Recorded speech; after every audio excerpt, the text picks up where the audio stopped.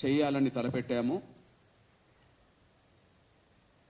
ఆ ప్రదర్శనకు అనుమతి నిరాకరించడాన్ని మేము ఖండిస్తున్నాం. నిన్న మాకు లిఖితపూర్వకంగా సమాచారం అందించారు.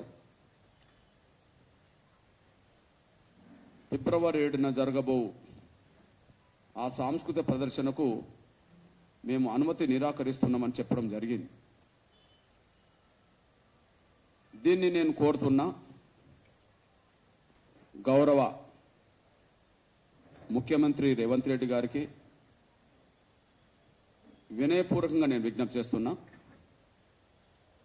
డీజీపీ గారికి విజ్ఞప్తి చేస్తున్నా. కమిషనర్ గారికి, హైదరాబాద్ కమిషనర్ గారికి కూడా నేను విజ్ఞప్తి చేస్తున్నా. దయచేసి పర్మిషన్ నిరాకరించడాన్ని మీరు రద్దు చేసుకొని పునఃసమీక్ష చేసుకొని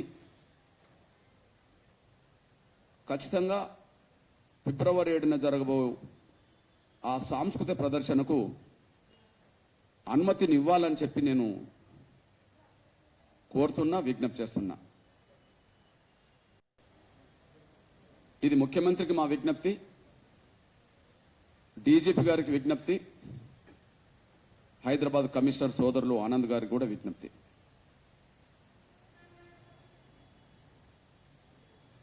ఇది మేము ప్రభుత్వానికి వ్యతిరేకంగా ఈ ప్రదర్శన నిర్వహించట్లేదు.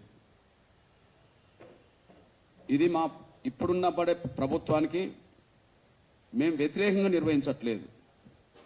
దయచేసి దీన్ని అపార్థం చేసుకోవద్దు. దయచేసి అపార్థం చేసుకోవద్దని విజ్ఞప్తి చేస్తున్నాను. నేను గత 30 ఏళ్లలో ఎప్పుడు కూడా ఇట్లాంటి ఒక కార్యక్రమాన్ని ఇవ్వలేదు. గత 30 ఏళ్లలో ఎప్పుడు కూడా ఇట్లాంటి ఒక సాంస్కృతిక కార్యక్రమాన్ని మేము ఇవ్వలేదు.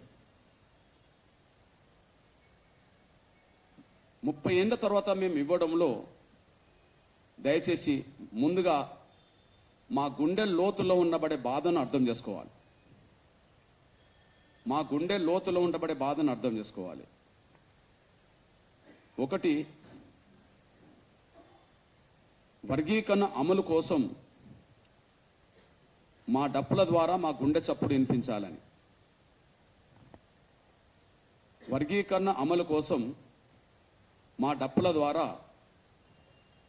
మా గుండె లోతులో ఉండబడే బాధను ప్రభుత్వానికి, ప్రపంచానికి వినిపించాలని. ఈ 30 ఏళ్లలో ఎన్నో ఉద్యమాలు చేసి అంతిమంగా సుప్రీంకోర్టు తీర్పుతో వర్గీకరణ సాధించాం. హైదరాబాదులో బహిరంగ సభలు పెట్టడం ప్రారంభించి 29 సంవత్సరాలైంది. 94లో ఎంఆర్పిఎస్ ఉద్యమం మొదలు పెడితే అది ఒక కుగ్రామంలో మొదలైన ఉద్యమం కాబట్టి 94, 95 వరకు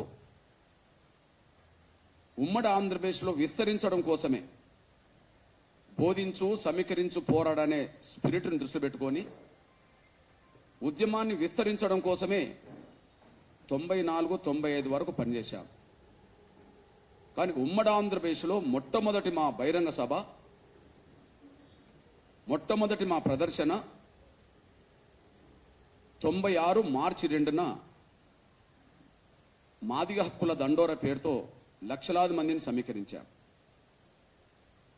96 మార్చి 2 అంటే దాదాపు 29 సంవత్సరాలు. ఈ 29 సంవత్సరాల్లో ఒక వర్గీకరణతో పాటు ఎన్నో సమస్యల మీద చలో హైదరాబాద్ నిర్వహించాం. వర్గీకరణ కోసం 3 దశాబ్దాలుగా ఎన్నో పిలుపునిచ్చాం హైదరాబాద్కు. లక్షల మంది వచ్చారు, లక్షల మంది తిరిగి వెళ్ళారు. గుండె జబ్బుతో బాధపడుతున్న పిల్లల ఉద్యమం నుంచి మొదలుకుంటే వికలాంగుల వరకు, వృద్ధుల వితంతుల పోరాటం వరకు, ఆకలి కేకల వరకు ఏదో ఒక సమస్య మీద ఈ 3 దశాబ్దాల్లో ఎన్నో సందర్భాల్లో చలో హైదరాబాద్ పిలుపునివ్వడం జరిగింది. మేము గొప్పగా గర్వంగా చెప్పుకుంటున్నది ఏంటంటే ఈ 30 ఏళ్లలో ఎన్నో ప్రదర్శనలు లక్షల మందితో జరిపిన, ఎన్నో సభలు లక్షల మందితో జరిపిన, బహుశా ఏ పార్టీ ఏ సంఘం కూడా నిర్వహించలేనన్ని సభలు ప్రదర్శనలు ఎంఆర్పిఎస్ చేసింది. ఈ 30 ఏళ్లలో ఎప్పుడన్నా హైదరాబాదులో శాంతి భద్రత సమస్య ఉత్పన్నమైందా? ఈ 30 ఏళ్లలో ఎంఆర్పిఎస్ వల్ల శాంతి భద్రత సమస్య ఇక్కడ ఉత్పన్నమైందా? శాంతి భద్రతలకు విఘాతం కల్పించే విధంగా మేము ఎప్పుడన్నా నిర్ణయాలు తీసుకున్నామా? లేదు. అది ఎవరు నిరూపించలేరు. 30 ఏళ్లలో లక్షలాది మందిని సమీకరించే సంఘమైన ఎంఆర్పిఎస్ ఏ నిర్ణయం తీసుకున్నా దానికి కట్టుబడి ఉండే లక్షలాది మంది కార్యకర్తలు, కోట్లాది మంది అన్ని వర్గాల ప్రజల అభిమానంతో ఈ ఉద్యమం నిలబెట్టుకుంటూ వచ్చేశాం. ఎంఆర్పిఎస్ తీసుకునే ప్రతి నిర్ణయానికి మాదిగ ఉద్యమ శ్రేణులు, సమాజం కూడా కట్టుబడే బహిరంగ సభలోనూ ప్రదర్శనలోనూ పాల్గొంటూ వచ్చేశారు.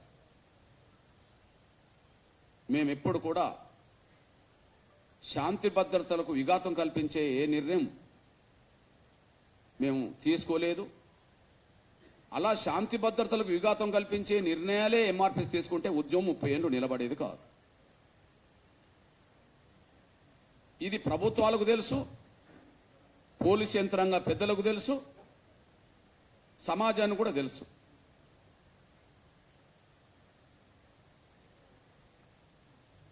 దయచేసి విజ్ఞప్తి చేస్తున్నాం, మేము మా మూలాలను మర్చిపోవద్దని చెప్పి లక్షల డప్పులతో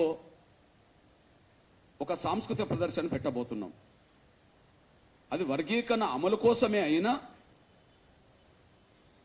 మా జాతి ప్రజల మూలాలను మర్చిపోవద్దని చెప్పి, జాతి ప్రజల మూలాలను కాపాడుకోవాలని చెప్పి, మన వాయిద్యాన్ని పరిరక్షించుకోవాలని చెప్పి ఈ ప్రదర్శన పెట్టబోతున్నాం. ఈ దేశంలో మాదిగలకు వారసత్వంగా వచ్చినాయి 2, ఒకటి కుల వృత్తి, ఒకటి సాంప్రదాయ వాయిద్యం. ప్రధానంగా మా కుల వృత్తి చెప్పులు కుట్టుకునే వృత్తి. ఇప్పుడు అది వ్యాపారమైన రోజు,